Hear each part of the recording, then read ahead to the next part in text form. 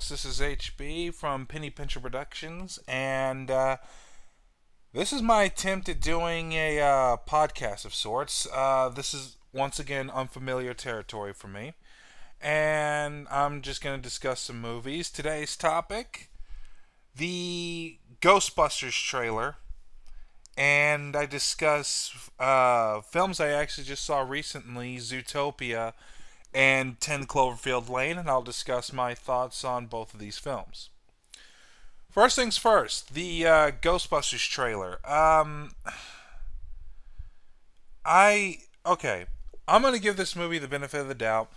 Uh, the women in this movie, or at least two of them, I don't know who the other two are. Kristen Wiig and Melissa McCarthy. Uh, they're funny in their own right, and I've seen them in other things. They're really enjoyable to watch given the right material to work with. Now, the other two women, I don't know who they are. Uh, the trailer itself, it looks good. Like, it looks like it's they updated the graphics and all this. Well, graphics. I'm talking about video games. um, the CGI. I mean, it's whatever. We live in an age where good luck finding a movie with decent looking animatronics because people aren't using them anymore. A lot of studios just want to go cheap and do the CGI thing.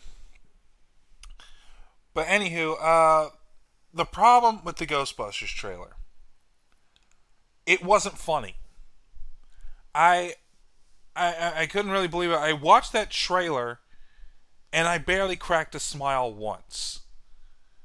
I mean, some parts I'm like, oh, that's kind of cute. Like the part where Melissa McCarthy like zaps her hand or something like that. Eh, it's whatever. I'm still gonna see the movie, but let me tell you this much: I am going to lower my expectations because I don't know, especially the part where I forget the actress's name. She's the black one. Sorry if I'm not being politically correct here. Um, that bit where she's slapping Melissa McCarthy because she's possessed, that is shades of someone just trying way too hard. Now, everyone's been saying, like, oh, well, those other two women, they're mainstays on Saturday Night Live. Oh, that's good and all, but Saturday Night Live hasn't been funny in years. I mean, that's my opinion, but there is nothing enjoyable about Saturday Night Live to me right now. It seems like they're just trying way too hard. I mean, I understand, like, even back in the day, Saturday Night Live had some skits that really didn't work. But there were more memorable stuff way back then than there is today. But I digress. I'll still go see the movie, but as I said before, I'm going to lower my expectations. And speaking of lowered expectations, I lowered it for 10 Cloverfield Lane when I went and saw that. And actually, me and my roommate Isaiah, we actually did a double feature. We saw Zootopia, and then we saw 10 Cloverfield Lane because we thought that we would like Zootopia a lot more than we would like 10 Cloverfield Lane. Um, well, we saw Zootopia, and great. It was a really good movie. Like, the lead character, Judy Hopps, she was a lot of fun to watch. For the most part, she's relatable. Actually, almost the entire theme of the film was extremely relatable. Where, I mean, you've been a kid before, and you've had these big dreams. And then, when you finally achieve that dream, it's not as glamorous as you were hoping it would be. And, I mean, yeah, you still endure, but, I mean, you learn to mature through the process of, life, essentially. And I thought the movie executed that very well. Judy Hopps was great. The Fox, I'm sorry, I don't have like an IMDb page pulled up right now. I don't know these characters' names. The Fox was a lot of fun to watch. Idris Elba was funny as this sort of the I think he's like the chief of police. He's like a bison or something. Actually, it took me a second to find out that that was even Idris Elba. He's been in a lot of stuff lately. Now that I think about it. Oh, I just pulled it up. His the fox's name is Nick Wilde. He's played by Jason Bateman, and I mean he's a lot of fun to watch. And one thing I really liked about it was well, the movie in general was they made that sloth kind of a selling point. You know what sloth I'm talking about, the one that's talking like really slow. It's funny, and it's just the one thing I was worried about is that they were gonna have the sloths be like that movie's version of like say the minions from Despicable Me and stuff like that. Which I'm glad they didn't do that. They used that sloth character, whose name is Flash, by the way. They used him the right amount. They didn't shove it down our throats the way, say, the Minions did. I'm really not expecting to see a sloth spin-off movie, which I can't imagine how that would possibly be a good idea. But I digress. There are other cast members in this movie, too. Like, there's this pop singer named Gazelle. He's played by Shakira, and I thought that they kind of missed the boat here in having Adele play that character because, you know, their names just sound the same, but it's a stupid joke, but it would work since Adele's kind of like on the high rise of popularity right now. Tommy Chong was cast perfectly. J.K. Simmons was the mayor, and I mean, overall, it was a good movie. It wasn't necessarily strong in the comedy from a comedy standpoint, but I mean, it's fun to watch. You know, you bring the kids, whatever. Me and Isaiah had to sit between like a 4-year-old and a baby, and during the movie, the baby pooped himself. So that was a lot of fun to sit next to that while I'm trying to eat my popcorn. But it's whatever. But the next movie we saw was 10 Cloverfield Lane, and I said earlier that I lowered my expectations for this because I didn't really know what to expect from this. I mean, the trailer really doesn't show much, if you remember that correctly. It in the first Cloverfield movie was decent at best. It wasn't epically good, but it wasn't like horrendously awful. And I think that the only thing that really made me go see it was the fact that just like the trailer for the first film, you had no idea what was going on, and I think they did that intentionally as a selling point. I mean, it worked well with the first movie, but the execution of the actual film was mediocre. Anyway, 10 Cloverfield Lane, it stars Mary Elizabeth Winstead. It also stars John Goodman, who is a hell of an actor, and who actually plays one hell of a character in this movie. Like, he is the one character that keeps you guessing from the very beginning what exactly his motivations really are. Because I mean, the whole movie keeps you guessing, and to an extent, I found this more enjoyable than Zootopia. I was really surprised. I mean, hell, my roommate was surprised by this too, because you know we were both expecting Cloverfield Lane to be, you know, just like the first movie, mediocre at best, but maybe it might suck. I don't know, but we were both pleasantly surprised by how good it was and how they didn't rely so much on special effects. In fact, they relied on almost zero special effects until the end of the third act. The movie itself was 100% suspenseful. It kept you guessing, and it, like, compared to the first movie, this was way better as far as characters go. 95% of this movie is spent in this underground bunker, and they've got a lot of free time to pass, so you get to know all these characters very well, and by all I mean three.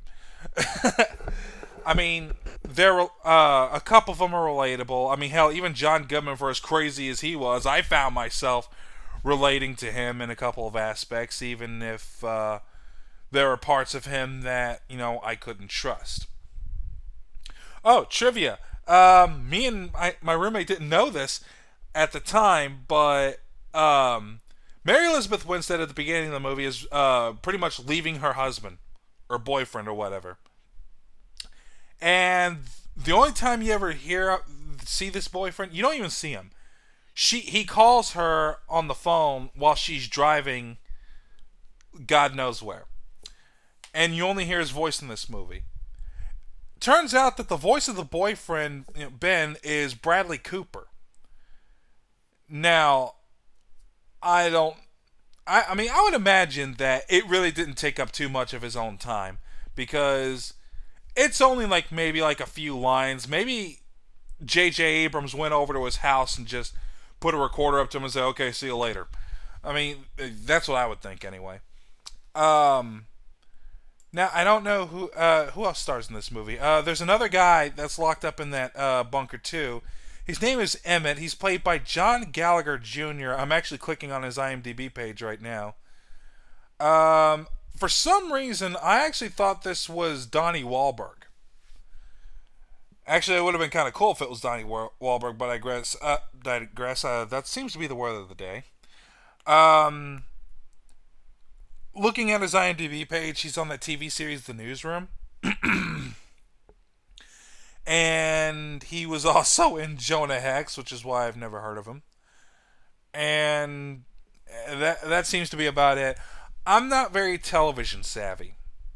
So I haven't seen any of these popular shows that maybe a lot of these people have been mostly known for. I mean, I only know who Mary Elizabeth Winstead is from Scott Pilgrim vs. the World, that Quentin Tarantino grindhouse movie, Death Proof, which was, I mean, even Tarantino would agree with me. This his worst movie, in my opinion. And she was also John McClane's daughter in Live Free or Die Hard. Which, by the way, I never saw the most recent one. I've been hearing nothing but bad things about it. And Jai Courtney is horrible. Anyway, 10 Cloverfield Lane was just a lot of fun to watch because we had no idea what the hell was going on. And when you have a trailer that reveals so little, but yet looks very intriguing, people will see it. And it turns out that was the case. Because while it didn't hit number one at the box office, it still opened very strong. Zootopia is number one at the box office. In fact, looking at it right now, I'm trying to find the box office. Oh, here it is. Cloverfield is currently number two at the box office. And oh my god, Deadpool is still hanging in there in the top five. Which, by the way, Deadpool is amazing. You need to watch it right now. Like, seriously, if you haven't seen it yet, I guarantee it's still playing in theaters right now. In fact, yes, it's still playing in theaters. Get up off your ass and go see that movie. But again, Cloverfield opened up really strong, and I didn't find out until after the movie was over. It actually scored a 90% on Rotten Tomatoes. I was seriously not expecting that. But when you work with a cast so minute as far as size goes, and you spend less time focusing on, these special effects, creatures, or whatever, and more time on these characters going through these dilemmas, you're going to have a pretty solid story. And you're going to have pretty solid characters to go through this story. Because if you don't give a shit about certain characters, then why should you give a shit about what happens to them later? But again, that's my opinion.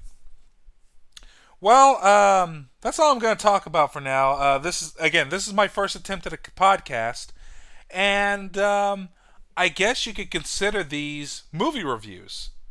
So, I've been rating my movies on a scale 1 to 5 and using pennies instead of stars, I would give Zootopia, like from a personal standpoint, 4 out of 5 pennies. It's a very solid film. It's just kind of lacking in the comedy department. There's things for kids and adults to enjoy, like, believe it or not, there's a Breaking Bad reference in there. It's just really good. 10 Cloverfield Lane. Um, I don't want to be overzealous, but to be honest with you, I'm giving that movie 5 out of 5. Now, don't get me wrong. Just because I rank a movie 5 out of 5 stars, that doesn't make it a perfect movie. Hell, I would rate Return of the King a 5 out of 5 stars, even though that movie does have flaws. Like the Eagles thing, which don't even get me started on that. Um, but yeah, 10 Cloverfield Lane gets 5 pennies for me just because the cast was stellar. The suspense was great.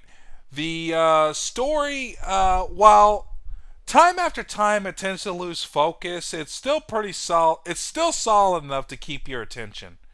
And now, I don't know how good it is as far as rewatchability. Is that even a word? Let me know in the comment section if that's even a word. Rewatchability. Just let me know. But anywho, as far as rewatchability goes, I'm not really sure since when you watch it a second time and you know all the answers, uh, it may be hard to get back into the suspense. But that being said, it's still got a stellar cast. Like John Goodman and Mary Elizabeth Winstead and John Gallagher Jr. They were really fun to watch. Um, their interactions underneath in the bunker are really good too. Uh, they make rational decisions. They're not doing stupid horror monster movie logic or anything like that. Anyway, it's fun to watch. If I were to recommend either of these two movies, fuck it. Pardon my French. You know what? No, this is my show. I'll cuss if I want to. Watch both of these movies. Take the kids to see Zootopia, but when the kids are asleep, go see 10 Cloverfield Lane. I mean, it's PG-13, but yeah, leave the kids. Anyway, thanks for listening. I might do more of these. Hell, I've even considered maybe having someone else help me out with this, like maybe like a co-host of sorts. Uh, Again, I'm still trying to find my identity with my YouTube channel. I don't know what the hell I'm doing. I'm just throwing shit to the wall to see what sticks, so to speak. Um, so I did vlogs. I've done movie review shows, and now I'm doing a podcast.